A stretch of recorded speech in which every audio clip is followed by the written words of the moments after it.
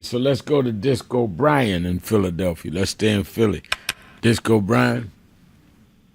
Rev, I'm going to keep it really real today, and it's a little heavy. I apologize ahead of time before I get into it. Before I say a single thing, I need to honor your voice. Not the words you speak, but the sound you make. It feeds my spirit, and it steadies me. And there are only two male voices that even come close. One is no longer with us.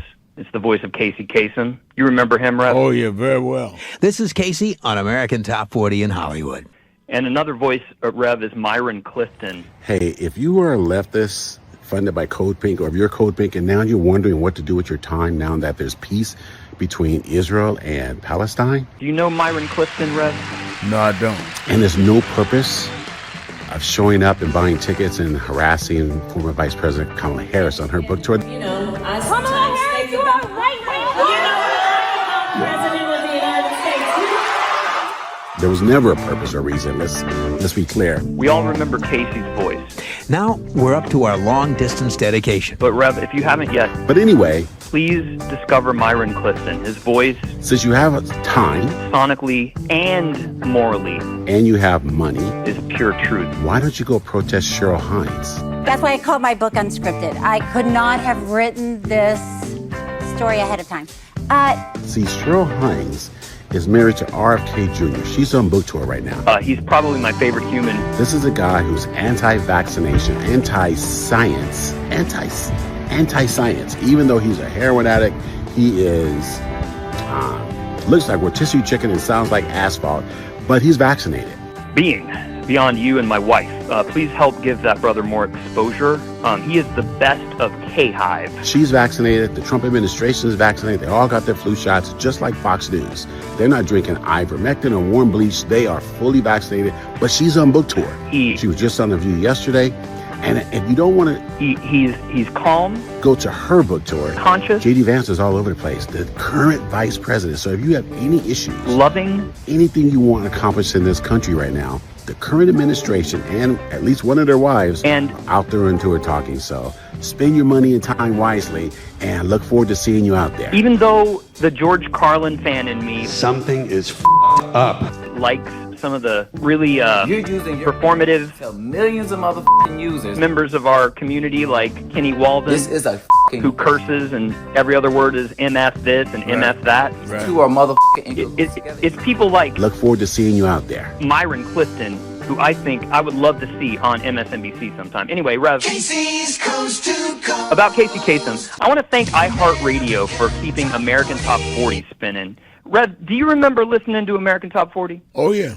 American Top 40's heard in the 50 states and around the world every week on great radio stations like Rock 103, WQMU, Indiana, Pennsylvania, Q104, Gadsden, Alabama. Very much so. Q104, KBEQ, Kansas City, Missouri. The countdowns, the long-distance dedications. Dear Casey, about 6 months ago, I stood with a gun against my head. I was disgusted with life and tired of the beatings I frequently received from my drunk mother. In the seconds before I pulled the trigger, I tried to think of someone who cared. James came to my mind, but quickly left, because James had moved away and our only correspondence was an occasional letter. I pulled the trigger, but it didn't fire. The way he made America feel like one family. While I was trying to figure out what was wrong with the gun, my alarm radio came on, and I heard the DJ announce the song Dancing Queen by ABBA. Do you remember that, Rev? But instead... Yeah, I do. Barry Manilow's Can't Smile Without You came over the air. I do. It was the very song James had dedicated to me before he left for Oklahoma. The record finished, and the DJ said, quote, "I don't know what made me play that. I know it wasn't a song I announced, but I played it anyway." I phoned my friend James, and while I was talking to him, my mother overheard me say that I would do anything to help her, if only I could get her to help herself. After I hung up, she ran to me sobbing and said she would seek help immediately. Rev, do you remember what religion Casey Kasem was? Casey, if you would play Can't Smile Without You for my brave and wonderful mother, who's attending Alcoholics Anonymous. No, I don't. For my best friend James, who made me realize killing myself wasn't the answer. Yeah, he was a Muslim. And for Gary Lee Love, the night disc jockey at WQEN Gadsden, Alabama, whose mistake saved my life, I would appreciate it very much. Okay. Yeah, you're right. Because I wouldn't be smiling today if it weren't for those three people. You're right. Thanks and love, Wendy. When you said that, it does come Yeah, back. he was a Muslim. Okay, Wendy. And let me mention that we called Gary Lee Love to find out what made him play the wrong record. He said he remembers the mistake, and he has no idea how it happened. Wendy, here's your long-distance dedication.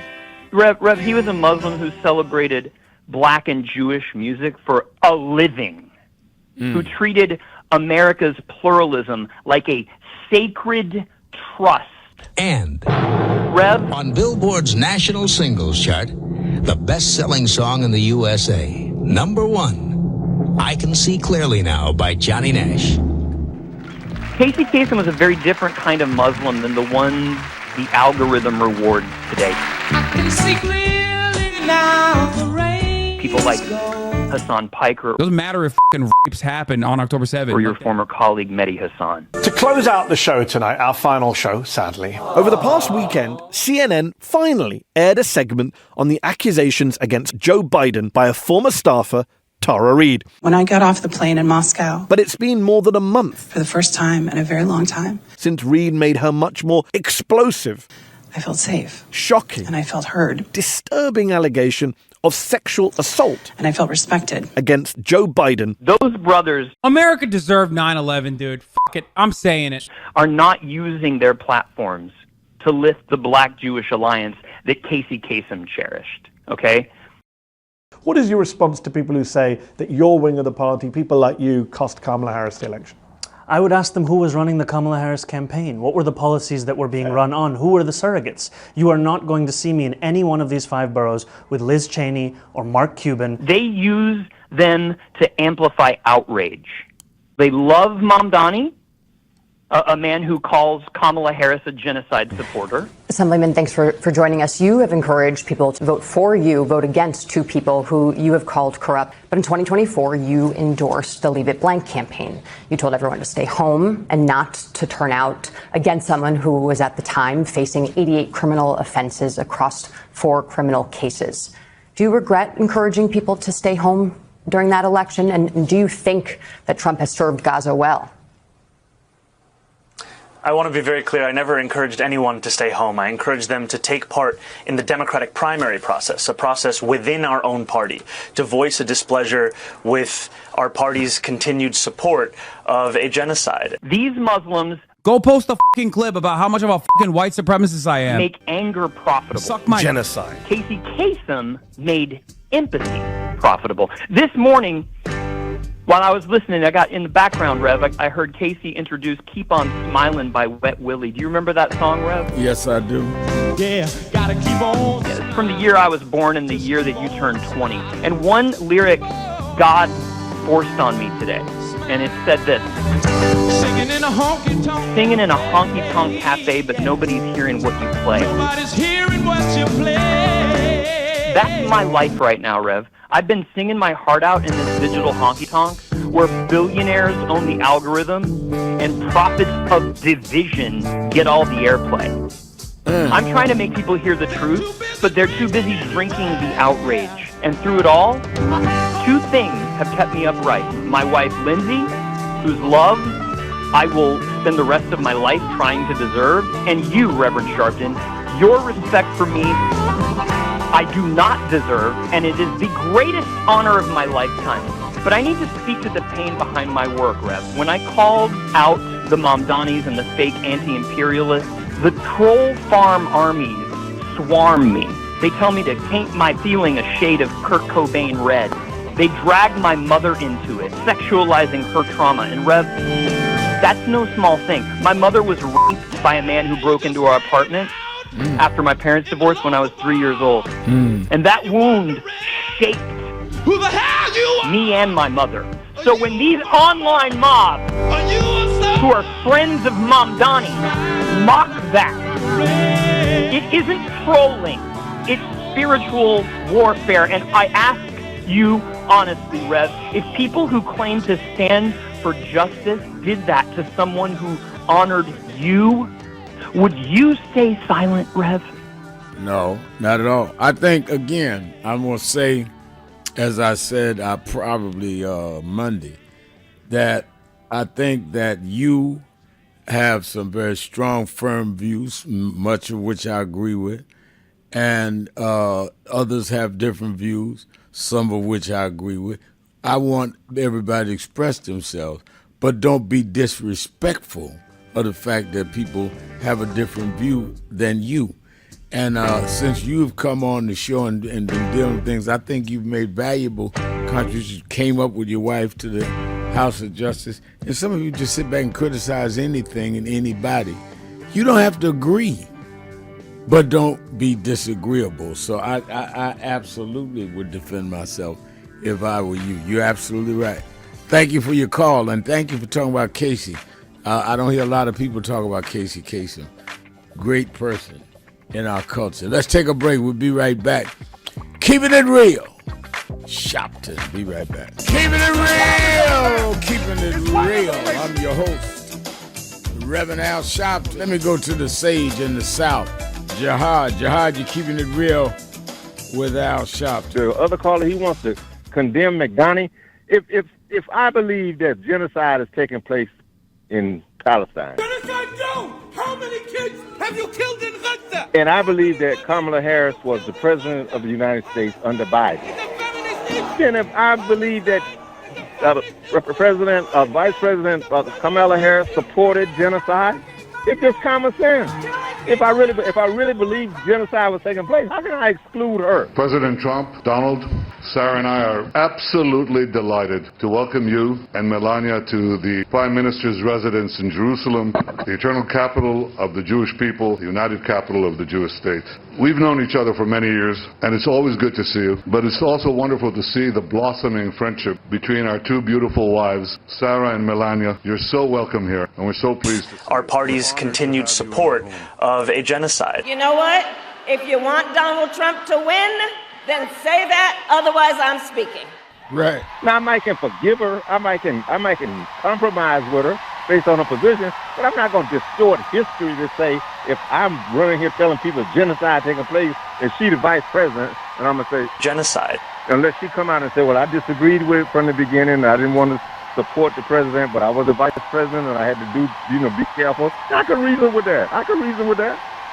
But I can't reason with him trying to get you to hate this man Mamdani every time he calls for what Mamdani's position is, when you clearly say, we're going to give everybody an opportunity to present their position, and then we'll go from there. You know, I sometimes think about, you know what, I am not president of the United States. You know what? But it seems to me, and this is just your brother calling you personally, right. I feel he's trying to push you in a corner. You should be ashamed of your our party's continued support of a genocide. You know what I mean? Harris was at the Auditorium Theater discussing her new book, 107 Days, when a man began shouting from the audience about genocide in Gaza. A genocide. And I don't like the way he's doing it. I don't like the way he's sneakily and slick lie. Another woman started shouting moments later and was quickly escorted out as the crowd chanted, "Get her out." A genocide. Book tour has faced similar protests as multiple stops. You know what I mean? With the compliments and all of this and that. And I actually think of the words that Reverend Sharpton shared when he was running for president. And then try to weave you into a corner to say that you for this and you for that. I want to thank Reverend Sharpton. You know what I mean? That Casey Kasem was a good Muslim. You didn't even say Muslim, right? Muslim. Right. Thank you for talking about Casey. Great person in our culture. He was a good Muslim, but the guys that on air reporting the genocide. Our party's continued support of a genocide. When is the last time you spoke about Sudan? A genocide. I'm gonna fucking ether you. Any other black folk want to engage in radical activist language in this fucking chat? Suck my fucking a genocide. Okay? Fucking stupid, moronic, rad-lib nonsense. Suck my fucking dick. Fuck you. They bad moves. Genocide. Come on, Real. I appreciate you, man. Thanks for letting me. All right, thank you for your call, always. And I look forward to Jahad's call, as I do also many of you callers, including Disco Brian, is healthy to put this out. And I kind of agree that at one hand, you have to be accountable for where you are. Kamala was the vice president. But at the same time, I think that Jahad is right, that she has not said in any definitive way that she was opposed to what was going on in the administration. She's written a book. I've read the book. In fact, she mentions us in the book, mentions me and her working together. And she criticized some of the things Biden did and didn't do. That was not among them. So there's two things can be right at the same time. And I think that's one of the reasons we have the show, because we want healthy discussions. Demetrius Jones is saying, Reverend Al, the Supreme Court is now leaning toward further weakening the Voting Rights Act. Our ancestors are rolling over in their graves. And they're rolling over because we allowed this to even become possible. And when you look at that court, that you have 5 conservatives, 3 handpicked by Donald Trump and confirmed by his Senate. Everybody you know that voted for Trump or that did not vote at all, tell them you did this. You put us in this position. And, you know, one of the things that I think we don't understand is that you can disagree on some things and still support candidates. There are plenty of candidates I didn't agree at 100%, but if I agreed 70, 80%, I say, well, I agree with them more than who they run it against, who I have no agreement with, and who I think is against my interests. Sometimes you vote offensive, sometimes you vote defensive to protect your interests. If you watch a sporting game, one side gets the ball, you have the offensive part of the team, football, or even basketball. Then you have your defense when they get their shot at the basket or when the ball is going to their goal line. Politics is offense and defense. A lot of us want only offense. If you don't do it my way, well, some moves I'm doing just to block the opposition from scoring. Because they scored on us while a lot of us was running around running our mouths against Kamala Harris and even Joe Biden. Let's take a break. Taking more of your calls, 1-877-532-5797, Sharpton, keeping it real. Be right back.